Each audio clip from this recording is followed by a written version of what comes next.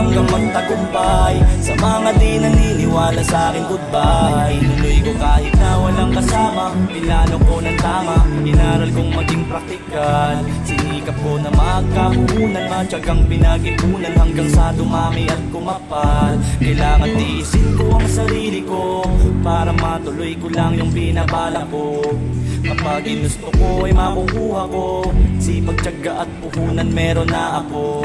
Ginawa kong almusal ay tanghalian, pinaglipan ko muna ang pagtambay ng panandali. At awis ang ipinuhunan at kinilusan pa para sa maganda kong kinabukasan. Di mahalaga ang pahingang nawawala kung ang kapalit naman ay nakikita ng mata. Nagnegosyo tumayo sa sariling mga paa at nakatulong pang kumita sa aking papa at mama. Ng grind, samahan ng vibe, discarding malupit hanggang mapasa kamay. Hindi ako